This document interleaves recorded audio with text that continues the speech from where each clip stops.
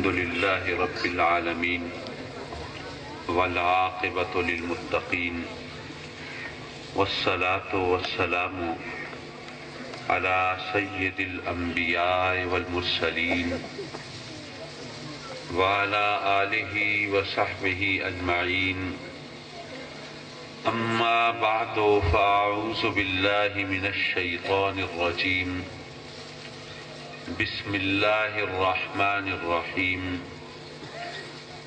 ولو أنهم إذ ظلموا أنفسهم جاءوك فاستغفروا الله واستغفر لهم الرسول لوجدوا الله توابا رحيما صدق الله مولانا العلي العظيم وصدق رسوله النبي الأمين ونحن على ذلك لمن الشاهدين والشاكرين والحمد لله رب العالمين۔ میرے مکرم و محترم جناب سید جعفر شاہ صاحب دامت برکاتہم العالیہ، عمائدین قوم، مہمانان گرامی، علماء کرام اور حاضرین محفل، ربیع الاول کا مقدس اور مبارک مہینہ ہے اور مسلمانان عالم بارگاہ رسالت میں اپنی غلامی کے اقرار اور محبت کے اظہار کے لیے یہ محافل سجا رہے ہیں، اور ہمیں بھی رب کائنات نے توفیق بخشی کہ ہم بھی جشن میلاد میں شامل ہو کر اس کی رحمتوں سے جھولیاں بھر رہے ہیں۔ حضرات مکرم، وقت مختصر ہے، میں چند اور باتوں کی ڈور میں بندھا ہوں، اور صرف ابھی جلسے کی بات نہیں ہے، اس کے بعد زاہد پیر میں رات کا جلسہ ہے، راتوں رات مجھے ملتان پہنچنا ہے، کل دوپہر کو ظہر سے پہلے گوجرانوالا میں ایک محفل ہے، مغرب کے بعد اسلام آباد میں ہے، عشاء کے بعد راولپنڈی میں ہے، اور پرسوں جمعے کے لیے مجھے واپس ملتان آنا ہے۔ تو ایسے میں اپنی مجبوری اور معذوری کا اظہار کر رہا ہوں کہ بہت زیادہ لمبی چوڑی گفتگو نہیں کر پاؤں گا، اور ویسے بھی میں سمجھتا ہوں کہ بسیار گوئی اور بسیار خوری بچوں کا شیوا ہے، اگر مختصر بات ہو اور اس سے کچھ سبق حاصل کیا جائے تو وہ گھنٹوں کی بے معنی گفتگو سے بہتر ہے۔ حضرات مکرم، رب کائنات نے اپنے محبوب علیہ السلام کو اس جہان رنگ و بو میں بھیجا، اس کائنات آب و گل میں ہماری رہبری اور رہنمائی کے لیے۔ حالانکہ اگر وہ چاہتا تو ہر ایک کو براہ راست بھی ہدایت دے سکتا تھا، اس کے لیے کوئی مشکل نہیں، لیکن اس نے ہمیں یہ بتایا کہ اے میرے بندو، سب سے بہتر چیز، سب سے بڑی چیز، سب سے عظیم چیز جو تمہارے لیے ضروری ہے، جو اس دنیا میں بھی تمہارے لیے ضروری ہے اور آخرت کی ہمیشہ رہنے والی زندگی کے لیے بھی تمہارے لیے وہ لازمی ہے، وہ ہدایت ہے، اور ہدایت بھی میں تمہیں ڈائریکٹ نہیں دیتا بلکہ اپنے محبوب کے توسط سے دیتا ہوں۔ تو یہ ایک سبق ہے، یہ ایک سمبولک لینگویج ہے، ایک علامتی زبان ہے۔ ہمیں بتایا گیا کہ بے شک دیتا وہ ہے لیکن دیتا اپنے محبوب کے ہاتھوں سے ہے۔ حضرات مکرم، رب کائنات نے قرآن مجید میں ارشاد فرمایا وَلَوْ أَنَّهُمْ إِذ ظَلَمُوا أَنفُسَهُمْ جَاءُوكَ، اور وہ اگر اپنی جانوں پر ظلم کر بیٹھے۔ کیا مطلب ظلم کر بیٹھے؟ کیا ماتم کر رہے ہوں گے، اپنے آپ کو پیٹ رہے ہوں گے، خودکشی کے لیے کوئی سامان فراہم کر رہے ہوں گے، یا کوئی ایسا کام کر رہے ہوں گے کہ جن سے وہ ان کو کوئی کاروبار میں گھاٹا ہو رہا ہو، یا صحت خراب ہو رہی ہو، یا خاندان تباہ ہو رہا ہو، کیا کام کریں؟ یہ قرآن نے ہمیں بتایا کہ اگر تم نماز نہ پڑھو، اگر تم فرائض کی ادائیگی میں نہ مشغول ہو، اگر اللہ کے احکام کی تعمیل نہ کرو، تو تمہارا یہ خیال نہیں ہونا چاہیے کہ اللہ کو کوئی نقصان ہو جائے گا۔ نماز تم نہیں پڑھتے تو اللہ کا کوئی نقصان نہیں، پڑھتے ہو تو اس کو کوئی فائدہ نہیں، اور ظاہر ہے کہ جو فائدے اور نقصان کے گھیرے میں ہو وہ تو مجبور ہوتا ہے۔ بھئی آپ سوچئے، بظاہر یہ ہمارا اختیار ہے، ہم چاہیں تو گرم کپڑے پہنے، چاہیں نہ پہنے، لیکن کیا واقعی اختیار ہے؟ اگر نہیں پہنیں گے تو سردی سے ٹھٹھر کے مر جائیں گے۔ بظاہر اختیار ہے، حقیقتاً نہیں ہے۔ بظاہر اختیار ہے، ہم چاہیں تو کھانا کھائیں چاہیں نہ کھائیں،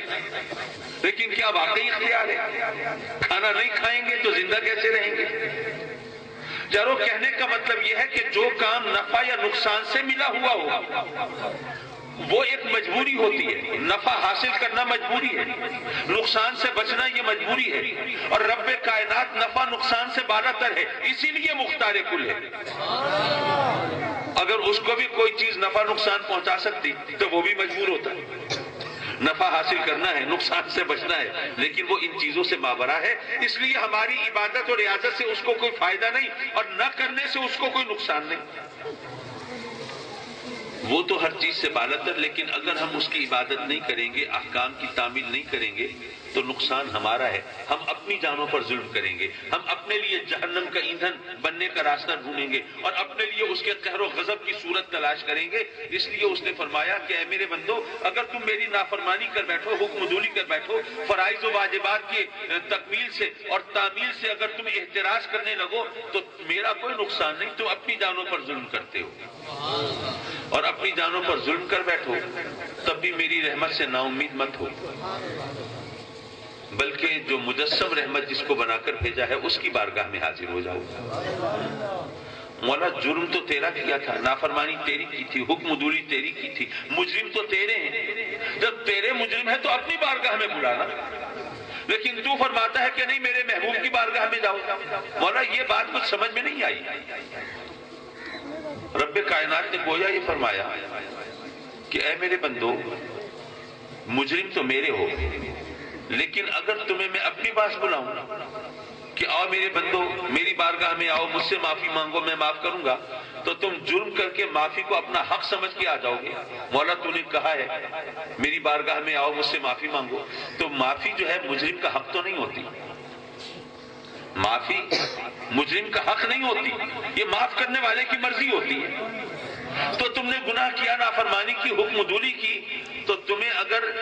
مجھ سے معافی چاہیے تو میرے حکم کے مطابق تم عمل کرو۔ کیا کرو؟ میرے محبوب کی بارگاہ میں آؤ۔ مولا اگر تیرے محبوب کی بارگاہ میں آ کے معافی ملنی ہے تو ٹھیک ہے، ہم تیرے حکم پر حاضر ہو جاتے ہیں، لیکن پھر تو نے آگے فرمایا فاستغفر اللہ، اللہ سے استغفار کرو۔ مولا جب وہاں آنے سے معافی ملنی ہے تو وہاں آ گئے، اب یہ استغفار کی شرط کیوں ہے؟ یہ بھی کوئی زیادہ مشکل بات نہیں۔ دراصل دیکھیے، فرض کیجئے ایک کوئی نوجوان ہو اور اس بستی کی جو معزز شخصیت ہے، محترم شخصیت ہے، ان کی شان میں کوئی گستاخی کرے، کوئی بدتمیزی کرے، پھر کچھ محلے والے، کچھ بستی والے وہ اس بندے کو لے کے، اس نوجوان کو لے کے ان صاحب کے پاس جائیں اور کہیں جی آپ بزرگ ہیں، آپ بڑے ہیں، یہ بڑائی آپ کو زیب دیتی ہے، یہ بچہ ہے، اس سے نادانی ہو گئی ہے، اس سے بدتمیزی ہو گئی ہے، اس کو معاف فرما دیں۔ وہ بزرگ کہیں کہ ٹھیک ہے، آپ سب سفارشی بن کے آئے، میں معاف کرتا ہوں، لیکن یہ معافی مانگے تو صحیح، اپنی غلطی کو تسلیم کرے تو صحیح، اپنے جرم کو مانے تو صحیح۔ یہ تو اسی طرح اکڑا کھڑا ہے، اس کی آنکھوں میں تو شرمندگی نہیں ہے، یہ تو اپنی غلطی کو تسلیم نہیں کر رہا۔ تو پتہ یہ چلا کہ معافی مانگنے کے لیے اپنے جرم کو، غلطی کو تسلیم کرنا تو بنیادی چیز ہے نا۔ تو رب نے فرمایا کہ اگر تم نے اپنی جانوں پر ظلم کیا، اگر گناہ کر بیٹھے تو میرے محبوب کی بارگاہ میں آؤ اور پھر مجھ سے معافی بھی مانگو، اپنی غلطی کو تسلیم تو کرو۔ فاستغفر اللہ، اور پھر اگر میرے محبوب نے بھی تمہاری سفارش کر دی، اگر اس نے بھی تمہارے لیے ہاتھ اٹھا دیے، پھر کیا ہوگا؟ لوجد اللہ، پھر وہ اللہ کو پالیں گے۔ مولا یہ سارا چکر تجھے پانے کے لیے؟ تو مولوی تو ہمیں کہتے ہیں کہ وَنَحْنُ أَقْرَبُ إِلَيْهِ مِنْ حَبْلِ الْوَرِيدِ، تو نے اپنے کلام میں فرمایا تو شہرک سے زیادہ قریب، جو شہرک سے زیادہ قریب ہو اسے پانے کے لیے ادھر ادھر جانے کی کیا ضرورت ہے؟ ہمارے ہاں محاورہ ہے بچہ بغل میں اور ڈھنڈورا شہر میں۔ مولا تو شہرک سے زیادہ قریب، تو تجھے پانے کے لیے کہیں جانے کی کیا حاجت؟ حضرات مکرم رب کائنات نے گویا یہ فرمایا کہ اے میرے بندو، میرے مجرم ہو، میرے خطا کار ہو، میرے احکام سے روگردانی کرنے والے، اب میری مرضی یہ ہے کہ میں معاف اس کو کروں گا جو میرے محبوب کی بارگاہ میں آئے گا۔ اور وہ کیوں؟ وہ اس لیے کہ تم مجرم ہو، اگر تم براہ راست میری بارگاہ میں آ جاؤ تو میں عادل بھی تو ہوں نا، میں عدل فرماؤں گا، اور جب میں عدل فرماؤں گا تو پھر کیا ہوگا؟ تمہیں میرے قہر و غضب کا سامنا کرنا پڑے گا، لیکن میں تمہیں بخشنے کے لیے تمہیں راستہ بتا رہا ہوں کہ اگر تم میرا محبوب کا دامن پکڑ کے آؤ گے پھر کیا ہوگا؟ لوجد اللہ تواب الرحیمہ، پھر تم مجھے پاؤ گے، اور کس حال میں پاؤ گے؟ مجھے قہار اور جبار نہیں پاؤ گے، بلکہ میں عدل بھی نہیں کروں گا۔ عدل کروں تو تم میں سے کون ہے جو بخشا جائے؟ کسی نہ کسی غلطی سے پکڑے جاؤ گے تو تم مجھے پاؤ گے، اور تواب و رحیم پاؤ گے۔ میں تمہاری توبہ کو قبول فرماؤں گا، تم پر رحم فرماؤں گا۔ تو تم خطا کار ہو، تم مجرم ہو، تم گنہگار ہو، اگر تم نے مجھے تواب و رحیم پانا ہے تو میرے محبوب کا دامن پکڑ کے آنا، اور اگر قہار و جبار پانا ہے تو ویسے ہی منہ اٹھا کے چلے آنا۔ ایک حدیث مبارکہ سے ذرا اس آیت کی مزید تشریح مقصود ہے۔ میرے آقا کریم جلوہ فگر ہے مسجد نبوی میں، اور سرکار کے ایک صحابی ایک غلام حاضر ہیں اور عرض کرتے ہیں آقا ایک بہت بڑی غلطی ہو گئی، بہت بڑی خطا ہو گئی،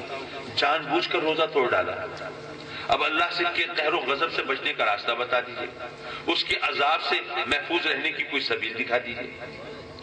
آقا کریم فرماتے ہیں کفارہ ادا کرو۔ عرض کی سرکار کفارے کی صورت کیا ہے؟ فرمایا 60 روزے مسلسل رکھو۔ یہ آپ کو معلوم ہونا چاہیے، یہ تو پتا ہوگا کہ 60 روزے رکھنے پڑتے ہیں روزہ اگر توڑ بیٹھے آدمی، لیکن 60 روزے کنزیکٹیو مسلسل۔ اگر آپ نے 59 روزے رکھے اور پھر گیپ کر لیا، وقفہ کر لیا، آپ شروع سے شروع کیجئے۔ تو صحابی کہتے ہیں آقا میں تو ایک روزہ نہیں رکھ سکا، وہ توڑ ڈالا۔ آپ فرماتے ہیں 60 روزے وہ بھی مسلسل، یہ تو شرط پوری نہیں کر سکتا۔ فرمایا اچھا پھر ایسا کرو کہ 60 مسکینوں کو کھانا کھلاؤ۔ عرض کی سرکار میں تو خود غریب مسکین ہوں، لاچار و نادار ہوں، اپنے گھر کا چولہا نہیں جلتا، بچوں کا پیٹ پالنا مشکل، اور 60 مسکینوں کو کھانا کہاں سے کھلاؤں گا؟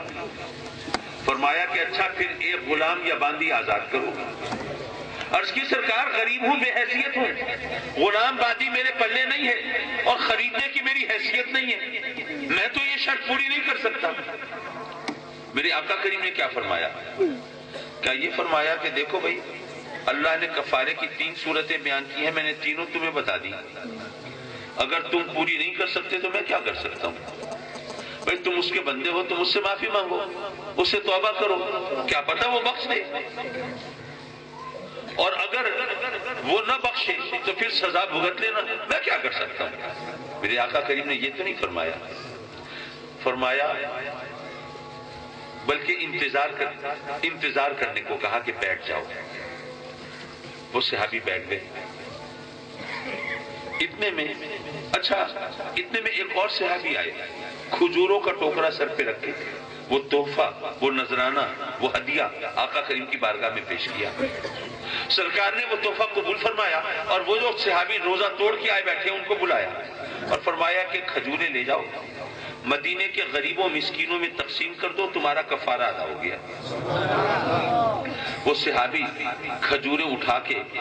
2 قدم چلتے ہیں، پھر ٹھٹکتے ہیں، رکتے ہیں، پلٹتے ہیں، اور آقا کریم کی بارگاہ میں عرض کرتے ہیں آقا آپ فرماتے ہیں کھجوریں مدینے کے غریبوں مسکینوں میں تقسیم کر دوں تو میرا کفارہ ادا ہو جائے گا۔ تو آقا مدینے کا جو سب سے غریب اور مسکین ہے وہ تو یہ خطا کار آپ کی بارگاہ میں حاضر ہے، یہ مجرم آپ کے روبرو موجود ہے۔ میرے آقا کریم تبسم فرماتے ہیں، مسجد نبوی کے در و دیوار روشن ہو جاتے ہیں، اور سرکار فرماتے ہیں اچھا یہ کھجوریں لے جا اپنے بال بچوں کو کھلا دے، تیرا کفارہ ادا ہو گیا۔ حدیث تو آپ نے پہلے بھی سنی ہوگی، اور ظاہر میں نئی حدیثیں تو جی سے جوڑ کے نہیں لا سکتا، لیکن ان کو سمجھنے کی ضرورت ہوتی ہے۔ حضرات مکرم جب وہ صحابی حاضر ہوئے اور اپنی غلطی کا اقرار کیا، پہلا سبق تو یہ ملا کہ آقا کریم کا حسن تربیت ہے کہ اگر کوئی غلطی ہو جائے تو اس کو چھپانے کی، اور اس کو اس طرح یہ سمجھنا کہ نہیں جی بس غلطی ہو گئی کیا ہوا، اور لوگوں کی نظروں میں اچھا بننے کے لیے اس پہ پردہ ڈالنے کی کوشش نہ کرو، بلکہ اللہ کی اور اس کے رسول کی بارگاہ میں اس کا اقرار کر کے معافی کے طلبگار ہو تاکہ تمہاری بخشش کا سامان ہو سکے۔ دوسری بات یہ کہ جب سرکار سے انہوں نے کفارے کی صورتیں پوچھی اور آقا کریم نے تینوں صورتیں بیان کر دی اور انہوں نے تینوں سے معذرت کر لی کہ میں نہیں کر سکتا، تو آقا کریم یہ بھی تو فرما سکتے تھے کہ بھئی 60 روزے تم نہیں رکھ سکتے، 60 مسکینوں کو کھانا تم نہیں کھلا سکتے، غلام یا باندی آزاد تم نہیں کر سکتے، اور آگے ہو میری بارگاہ میں مسئلہ تمہارا حل کرنا ہے۔ وہ اس لیے کہ آنے والا خود نہیں آیا، بھیجنے والے نے بھیجا ہے۔ وَلَوْ أَنَّهُمْ إِذْ ظَلَمُوا أَنفُسَهُمْ جَاءُوكَ، کسی مفتی نے یہ راستہ نہیں دکھایا، کسی عالم نے مولوی نے نہیں دکھایا، یہ راستہ خود رب کائنات نے دکھایا۔ ادھر گناہگاروں خطاکاروں کو حکم دیا کہ اپنی جانوں پر ظلم کرنے والوں اگر میری رحمت سے حصہ چاہیے تو مجسم رحمت کی بارگاہ میں حاضر ہو جاؤ، اور ادھر محبوب کو فرمایا وَأَمَّا السَّائِلَ فَلَا تَنْهَرْ، اے محبوب یہ بھکاری آتے ہیں، یہ منگتے آتے ہیں، یہ فریادی آتے ہیں، یہ سائل آتے ہیں، جھولیاں پھیلائے ہوئے، دستے سوال دراز کیے ہوئے، اے محبوب ان کی خطاؤں کو مت دیکھنا، لغزشوں کو مت دیکھنا، ان کے نامہ اعمال کی سیاہی کو مت دیکھنا، ان کے پھیلے ہوئے ہاتھوں کو دیکھنا، ان کی خالی جھولیوں کو دیکھنا، ان کے ہونٹوں پر سوال کو دیکھنا، ان کی آنکھوں میں طلب کو دیکھنا، اور ذرا اپنی شان رحمت کو دیکھنا۔ وَمَا أَرْسَلْنَاكَ إِلَّا رَحْمَةً لِّلْعَالَمِينَ، بے شک رحمان و رحیم میں ہوں لیکن تمام جہانوں کے لیے اپنی رحمت کو اے محبوب تیرے پیکر میں ڈھال دیا ہے اور تیری صورت میں مجسم کر دیا ہے۔ اِنَّا أَعْطَيْنَاكَ الْكَوْثَرَ، میں اے محبوب دونوں جہانوں کی بھلائی تو تیری جھولی میں رکھ دی ہے اور تمام نعمتیں تو تجھے عطا فرما دی ہیں۔ اور آقا کریم نے فرمایا انما انا قاسم واللہ یعطی، بے شک دیتا وہ ہے لیکن دلاتا تو میرے ہاتھوں سے ہے۔ تو اللہ نے گویا یہ فرمایا کہ اے میرے محبوب یہ خطاکار و گناہگار ہیں تو ان کی خطاؤں گناہوں کو نہ دیکھنا، اپنی شان عطا کو دیکھنا، میری بخشی ہوئی نعمتوں اور رحمتوں کو دیکھنا، اور یہ سوچنا اگر یہ تیرے در سے بھی خالی لوٹیں گے تو پھر کہاں سے پائیں گے۔ آقا کریم نے ان کو مایوس نہیں لوٹانا تھا تو سرکار یہ فرما دیتے کہ بھئی دیکھو 60 روزے تم نہیں رکھ سکتے، 60 مسکینوں کو کھانا تم نہیں کھلا سکتے، غلام یا باندی آزاد تم نہیں کر سکتے، آگے ہو میری بارگاہ میں مشکل تمہاری آسان کرنی ہے، مسئلہ حل کرنا ہے، کوئی نہ کوئی سولیوشن نکالنا ہے، تو ایسا کرو کہ اللہ سے معافی مانگو اور میں بھی تمہاری سفارش کر دیتا ہوں، مسئلہ حل ہو جائے گا۔ قرآن نے یہی تو کہا ہے نا، فاستغفروا اللہ واستغفر لهم الرسول، اس کی بارگاہ میں التجا کرو، گڑ گڑاؤ، آنسو بہاؤ، اشکبار ہو، سجدریز ہو، اس سے اس کی رحمتوں کے طلبگار ہو، اور میں بھی تمہارے لیے رب کی بارگاہ میں جھولی پھیلاؤں، ہاتھ اٹھاؤں، سفارش کروں، تمہاری مشکل آسان ہو جائے گی۔ آقا کریم یہ بھی تو فرما سکتے تھے، سرکار یہ بھی تو فرما سکتے تھے کہ اگر تم کوئی اور کفارہ ادا نہیں کر سکتے تو تم میری بارگاہ میں آ گئے، یہاں آ جانا یہی کفارہ ہے، اپنی غلطی کو میرے روبرو مان لیا یہی کفارہ ہے، تمہارے دل میں خدا کا خوف پیدا ہو گیا یہی کفارہ ہے، آنکھوں سے اشک ندامت ٹپک گئے یہی کفارہ ہے، پیشانی پر ارق ندامت آ گیا یہی کفارہ ہے۔ آقا کریم یہ بھی تو فرما سکتے تھے لیکن نہیں، آپ نے انتظار کرنے کو کہا۔ صحابی بیٹھ گئے۔ اب یہ بتائیے مجھے کہ اگر آپ کسی غریب نادار کو جس کو روٹی کے لالے پڑے ہوں اسے پھل فروٹ کا ٹوکرا دے دیں تو یہ اس کے لیے سزا ہوگی یا انعام ہوگا؟ انعام ہوگا۔ اور مجرم کو سزا دی جاتی ہے یا انعام دیا جاتا ہے؟ سزا دی جاتی ہے۔ تو یارو پھر آقا کریم کھجوروں کا ٹوکرا دینے سے پہلے فرما دیتے ہاں بھی اللہ سے معافی مانگو، میں سفارش کرتا ہوں، مسئلہ حل ہو جائے گا، لیکن نہیں، آپ اسے کھجوروں کا ٹوکرا عطا فرما رہے ہیں۔ گویا یہ بتا رہے ہیں کہ اے میرے غلاموں، میرے امتیوں، مجھے اللہ نے صرف یہ اختیار نہیں دیا کہ میں چاہوں تو مجرم کی سزا معاف فرما دوں، مجھے یہ بھی اختیار دیا ہے کہ اگر چاہوں تو مجرم کو سزا کی بجائے انعام عطا فرما دوں۔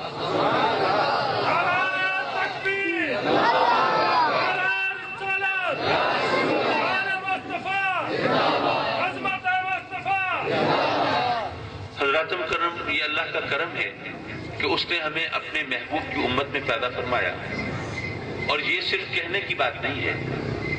یہ خیال و گمان کا ہذیان نہیں ہے، جوش خطابت نہیں ہے، زور بیان نہیں ہے، یہ وہ حقیقت ہے جس کو رب کائنات نے قرآن مجید میں ارشاد فرمایا۔ فرمایا کنتم خیر امہ، تم سب سے بہتر امت ہو، یہ نہیں فرمایا تم نمازی بڑے اچھے ہو، خشوع و خضوع سے نمازیں پڑھتے ہو، سردی اور گرمی ہو موسم کا لحاظ نہیں کرتے، میری بارگاہ میں سجدریز ہونے کے لیے چلے آتے ہو، بڑی پرشکو شاندار مساجد تعمیر کرتے ہو، یہ نہیں فرمایا۔ یہ بھی نہیں فرمایا تم روزے دار بڑے اچھے ہو، گرمیوں کے سخت روزے ہو، طویل روزے ہو، زبان پہ کانٹے کھڑے ہو اور پیاس کی شدت سے بے حال ہو، لیکن روزہ چھوڑتے نہیں ہو، سحری افطاری کا بھی اہتمام کرتے ہو، یہ بھی نہیں فرمایا۔ یہ بھی نہیں فرمایا کہ تم حاجی بہت اچھے ہو، تم لاکھوں روپے خرچ کر کے جاتے ہو حج کرنے کے لیے، عالی شان مکانات میں رہنے والے جا کے خیموں کا شہر بساتے ہو، شاندار لباس پہننے کے عادی، 2 چادریں کفن کی صورت میں لپیٹ لیتے ہو، اور تمہاری فہم و فراست کا چرچا ہوگا، لیکن تم ننگے سر ننگے پاؤں گلی کوچوں میں لبیک اللہم لبیک کی دیوانہ وار صدائیں لگاتے پھرتے ہو، یہ بھی نہیں فرمایا۔ فرمایا تو کیا فرمایا؟ کنتم خیر امہ، تم سب سے بہتر امت ہو۔ ارے امت تو نبی کی ہوتی ہے نا، تم سب سے بہتر اس لیے ہو کہ میرے محبوب کے امتی ہو، اور امتی تم اپنے زور بازو سے نہیں بنے ہو، یہ تمہارا اختیار نہیں تھا، یہ میرے کرم کی بات ہے، میں نے تم نے اپنے محبوب کا امتی بنایا ہے۔ حضرات مکرم گھڑی پر نظر پڑی تو پتہ چلا 20 منٹ ہو گئے مجھے بولتے ہوئے، اب آگے بھی منتظر ہیں، میں ایک آدھ نصیحت کروں اور آپ سے اجازت لیں گے۔ دیکھیے فرض کیجئے کہ آپ کوئی مشین خریدنے کے لیے بازار جاتے ہیں، اگر کوئی سمپل مشین ہے تو دکاندار خود اسے آپریٹ کر کے دکھا دیتا ہے، بھئی اس سے اس طرح فائدہ اٹھانا ہے، یہ آن آف کا سوئچ ہے، جیسے اب جوسر بلینڈر لینے آپ جائیں تو اس کے اندر کوئی کمپلیکیشنز تو نہیں ہے، وہ وہیں چلا کے بتا دے گا کہ بھائی یہ اس طرح اس سے اس کو آپریٹ کرنا ہے۔ اچھا اگر کوئی مشین کمپلیکیٹڈ ہے، مثلا موبائل فون لینے جائیں تو اب اس کے اندر اتنے ڈیفرنٹ فنکشنز ہیں اور ہم لوگوں کو تو نہیں پتا، بچوں نے تو سنا اس میں ماسٹرز کیے ہوئے ہیں، تو اگر وہ فنکشنز ہم سیکھنے کے لیے وہاں کھڑے ہو تو دکاندار کو تو صبح سے شام تک لیکچر دینا پڑ جائے گا، تو وہ ایسی مشینیں بنانے والے ایسا کرتے ہیں کہ اس مشین کے ساتھ ایک بک لیٹ، ایک کتابچہ، ایک تحریری ہدایت نامہ چھاپ دیتے ہیں تاکہ بھئی یہ لے جاؤ، اس کو پڑھ کے وہ مشین سے جتنا میکسیمم بینیفٹ لے سکتے وہ لے لو۔ لیکن کبھی ایسا ہوتا ہے کہ مشین بہت زیادہ قیمتی ہے اور بہت زیادہ پیچیدہ ہے، کروڑوں کی چیز ہے، اب وہ بنانے والی کمپنی یہ سوچتی ہے کہ اگر کروڑوں کی چیز یہ لے گئے اور کوئی غلط طریقے سے آپریٹ کی اور یہ خراب ہو گئی تو ان کا تو نقصان ہوگا سو ہوگا، ہمارا تو بٹھا بیٹھ جائے گا، مارکیٹ خراب ہو جائے گی، آئندہ کون لینے آئے گا ہمارے پاس؟ تو وہ ایک تحریری ہدایت نامہ تو چھاپتے ہیں، لیکن ساتھ کمپنی کی طرف سے ایک بندہ بھیجتے ہیں، یہ مشین اپنے سامنے جا کے انسٹال کراؤ، لگواؤ،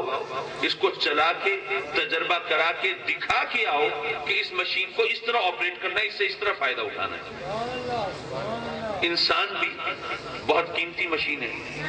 لقد خلقنا الانسان فی احسن تقویم، وہ رب کی کاریگری کا شاہکار ہے، صنعت کا نمونہ ہے، اس کی قدر و منزلت کی وجہ سے، اس کی وقت و اہمیت کی وجہ سے اور اس کی نزاکت کی وجہ سے رب کائنات نے ایک تحریری ہدایت نامہ عطا فرمایا ہے جس کو قرآن کہتے ہیں، اور اس پر اکتفا نہیں کیا بلکہ پھر اپنے محبوب علیہ الصلوۃ والسلام کو بھیج دیا، اے محبوب، محبوب تو میرا ہے لیکن میرے بندوں میں جا کے نا زندگی گزار کے عمر بسر کر کے شب و روز دکھا کیا کہ ایک انسان کو اس طرح سے زندگی گزارنی چاہیے۔ اب تحریری ہدایت نامہ بھی موجود ہے، عملی نمونہ بھی موجود ہے، اگر ہم پھر بھی یہ اس مشین سے صحیح فائدہ نہ اٹھا سکے تو قصور تو ہمارا ہے۔ اگر اس مشین کو اس طرح آپریٹ کرو جس طرح میرے آقا کریم نے سکھایا ہے تو یارو جن اولیاء نے، جن اسقیاء نے، جن اسقیاء نے، جن عارفین نے، جن کاملین نے وہ طریقہ اپنایا تو پھر دنیا نے دیکھا ہوائیں ان کے اشارے پہ چلتی ہیں اور بادل ان کے اشاروں کے منتظر ہوتے ہیں، اور مخلوق خدا وہ ان کی مرضی سے انحراف نہیں کرتی، وہ مخدوم کائنات ہوتے ہیں اور رب کائنات کے نائب بن کر اس کی مخلوق پر گویا حاکم ہوتے ہیں۔ جو ان ہستیوں کی شان ہوتی ہے جو اس مشین کو آپریٹ کرنے کا طریقہ وہاں سے سیکھ کے اس کے مطابق عمل کرتے ہیں۔ اور آج عالم یہ ہے کہ جناب ملک میں تخریب کاری کر کے، دہشت گردی کر کے، خون بہا کے یہ بتایا جاتا ہے دین کی خدمت ہو رہی ہے، اسلام کا پرچار ہو رہا ہے، یہ بتایا جاتا ہے کہ جناب یہ تخریب کار اور دہشت گرد یہ مجاہدین ہیں، یہ خود کش حملہ کرنے والے اپنی جانیں قربان کر کے اسلام کی سربلندی کے لیے کام کر رہے ہیں۔ یارو ہم نے کتنا عرصہ گزر گیا بتاتے ہوئے کہ یہ تخریب کار ہیں، یہ دہشت گرد ہیں، ان کا اسلام سے جہاد سے کوئی تعلق نہیں ہے، نہیں جی یہ تو بڑے مجاہد ہیں، تو امریکہ کی دشمنی میں خود کش حملے کرتے ہیں، یہ ڈرون حملے کے ریئیکشن کے طور پر یہ سب کچھ کرتے ہیں۔ اچھا بھائی امریکہ کی دشمنی میں کرتے ہیں، ڈرون حملوں کا یہ ریئیکشن ہے، تو یہ ریئیکشن نائٹ کلبز پہ ظاہر کیوں نہیں ہوتا؟ شراب خانوں پہ کیوں نہیں ہوتا؟ فحاشی اور عیاشی کے اڈوں پہ کیوں نہیں ہوتا؟ طوائفوں کے ٹھکانوں پہ، کوٹھوں پہ کیوں نہیں ہوتا؟ یہ داتا دربار پہ کیوں ہو رہا ہے؟ بابا فرید کے مزار پہ کیوں ہو رہا ہے؟ حضور الرحمان بابا کے مزار پہ بمباری ہو رہی ہے، عبداللہ شاہ غازی کے مزار پر بموں کے دھماکے ہو رہے ہیں، حضرت سخی سرور کے عرس میں یہ خودکش حملے ہو رہے ہیں، کیا یہ بزرگان دین کے پرو امریکنز تھے؟ یارو اس رات سے پردہ اٹھایا لال مسجد کے خطیب مولانا عبدالعزیز صاحب نے، وہ ارشاد فرماتے ہیں طالبان کو برا نہ کہو، اگر انہوں نے پشاور میں اگر اتنے معصوم بچوں کو 135-36 معصوم بچوں کو اگر خون میں نہلا دیا ہے، موت کے گھاٹ اتار دیا ہے، تو تب بھی ان کو برا نہ کہو، یہ شریعت کی جنگ لڑ رہے ہیں اور کہتے ہیں کہ جناب یہ دیوبندی ہیں، اور اسی لیے آج تک کسی دیوبندی مولوی نے مفتی نے ان کے خلاف فتویٰ نہیں دیا۔ اگر یہ بات میں نے کہی ہوتی تو اینکر پرسنز نے جناب میرے خلاف وہ جلوس نکالا ہوا ہوتا، ٹاک شوز کے اندر جناب مجھے گویا پھانسی دے رہے ہوتے کہ حامد سعید کاظمی فرقہ واریت پھیلا رہا ہے، خون کی ندیاں بہانا چاہتا ہے۔ یہ تو خود انہوں نے پردہ اٹھا دیا، انہوں نے بتا دیا کہ یہ جو حملے ہوتے تھے خودکش حملے، یہ امریکہ کی دشمنی میں نہیں ہوتے تھے، مسلکی تعصب میں ہوتے تھے۔ کیوں؟ ورنہ بزرگان دین کے مزار پہ کیوں ہوتے؟ یارو جمعے کے اجتماعات میں جہاں لوگ اپنے رب کی بارگاہ میں سجدہ روز ہونے کے لیے پہنچے ہوئے ہیں، وہ معصوم بچے جن کی ماؤں نے نہلا کے بھیجا ہے کہ بیٹے آج جمعہ ہے، جاؤ اللہ کی بارگاہ میں حاضری دے کے آؤ، وہ بریڈ لین کی مسجد وہاں پنڈی کی، وہ سارے واقعات دنیا کے سامنے ہیں۔ حضرات مکرم، ہمارے لیے لمحہ فکریہ یہ ہے کہ جو تخریب کار اور دہشت گرد ہیں دنیا کو بتاتے ہیں کہ ہم اہل سنت والجماعت سے تعلق ہے ہمارا۔ اب سارا الزام ہمارے اوپر آنے لگتا ہے کہ ہم شاید تخریب کار ہیں، ہم دہشت گرد ہیں، لیکن ہم اتنے بے قصور بھی نہیں ہیں۔ ہمارا قصور یہ ہے کہ ہم نے اپنے آپ کو سنی منوانے کی بجائے بریلوی ماننا شروع کر دیا ہے۔ حالانکہ اعلیٰ حضرت فاضل بریلوی نے کوئی نیا دین تو نہیں دیا جس کی وجہ سے بریلوی کہلاؤ، کوئی نیا عقیدہ تو نہیں ہے۔ بھائی عقیدہ دین مذہب وہی ہے جو آپ قرآن و حدیث سے ملا ہے، جو اللہ رسول نے دیا ہے، جو صحابہ اہل بیت کی عطا ہے۔ تو ہمیں یہ منوانا تھا کہ ہم سنی ہیں، ہمارے بزرگوں نے یہ راستہ دکھایا، انہوں نے سنی کانفرنسیں کرائی، بریلوی کانفرنسیں تو نہیں کرائی۔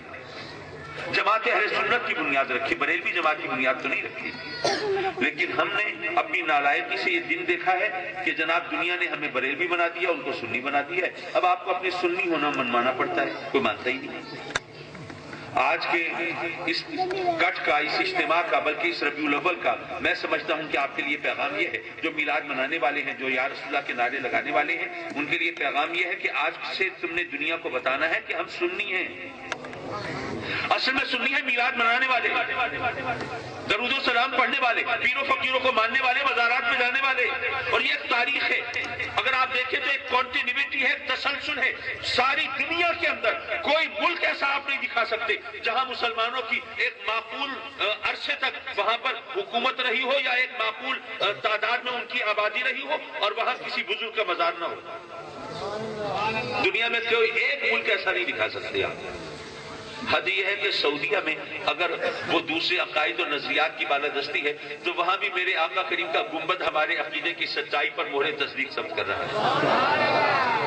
وہ سبز گنبد ہم بریلویوں نے تو جا کے نہیں بنایا،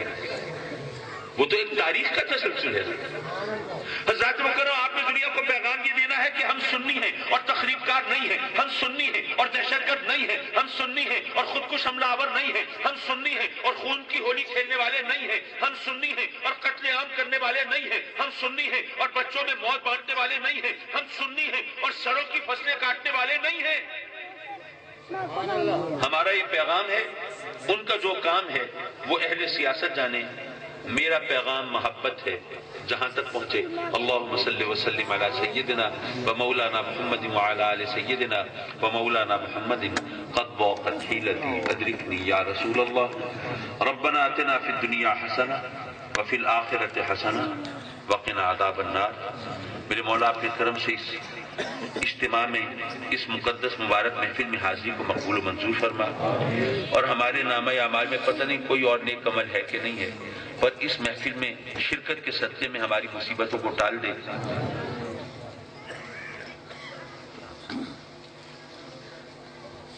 میرے مولا اپنے فضل و کرم سے وہ دوست جنہوں نے محفل سجائی ہے اور جنہوں نے اس کی رونق بڑھائی ہے اور جنہوں نے اس کی سرپرستی فرمائی ہے اور یہاں تشریف لا کر اس کی وقت میں اضافہ کیا ہے، میرے مولا ان سب کو اپنی نعمتوں و رحمتوں سے نواز دے۔ انجام اختر صاحب ہیں، انجام فیاض صاحب ہیں، میرے مولا ان کی عزت و وقار میں اور اضافہ فرما اور اپنے کرم سے اپنی نعمتوں اور رحمتوں سے مزید نواز دے۔ یہ سب تیرے بندے تیری بارگاہ میں سوالی ہیں، سب کی جھولیوں کو بھر دے، گوہر مراد دے دے، جو بیمار ہے صحت دے دے، شفائے کاملہ دے دے، جو تنگ دست ہے فراخی دے دے، غربت سے نجات دے دے، بار قرض سے سبکدوش کر دے، قرضے کی ادائیگی کے لیے غیب سے کوئی سبیل پیدا فرما دے، جو بے اولاد ہیں نہ جانے کب سے آنسو بہا بہا کے دعائیں مانگتے ہیں، اپنے کرم سے ان کی دعائیں قبول فرما دے، میرے مولا ان کو خوش نصیب زندگی والی اولاد عطا فرما دے، اور جنہیں اولاد دی ہے ان کے بچوں کو ان کے خوابوں کی تعبیر بنا دے، اور ان بچوں کے ذریعے ان کے خاندان کی عزت و وجاہت میں اضافہ فرما دے، میرے مولا اپنے کرم سے ہمارے پچھلے گناہوں کو معاف کر دے، آئندہ گناہوں سے بچا لے، اپنے احکام کے مطابق زندگی گزارنے کے قابل بنا دے، میرے مولا اپنے کرم سے پاکستان کو امن و سکون کا گہوارہ بنا دے، پاکستان کی جڑیں کھوکھلی کرنے والوں کے شر سے بچا لے، تخریب کاروں اور دہشت گردوں کو نیست و نابود کر دے، اور پاکستان کے بے گناہ شہریوں کی جان و مال عزت و آبرو کی حفاظت فرما۔ میرے مولا محض اپنے کرم سے تیری بارگاہ میں کسی کی حجت تو نہیں ہے، کوئی زور تو نہیں چلتا، محض اپنے کرم سے جو مانگا ہے وہ بھی دے دے اور جو نہیں مانگ سکے ہیں وہ بھی عطا فرما۔ آمین آمین آمین یا رب العالمین، وصلی اللہ تعالی علی خیر خلقہ ونور عرشہ محمد وآلہ وصحبہ اجمعین، آمین برحمتک یا ارحم الراحمین، لا الہ الا اللہ محمد رسول اللہ۔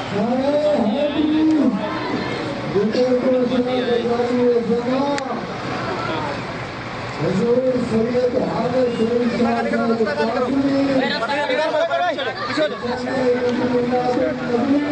پیچھے جاؤ بچہ، پیچھے جاؤ۔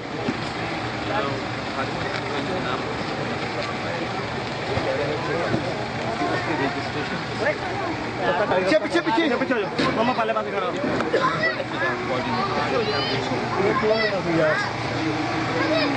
خلافت نعرہ حیدری، جگر گوشہ امام اہل سنت حضور سید مظہر سعید حامد سعید شاہ صاحب کاظمی، ترجمان مسلک حق اہل سنت۔ میں نے 2 رکعت پڑھنی ہے۔ جان نماز ادھر بچھاؤ، یہیں اسٹیج پہ بچھا دینا۔ نماز ہو گئی۔ حاجی اسلام اللہ خلیفہ لاہور سے آئے۔ چلو چلو چلو پیچھے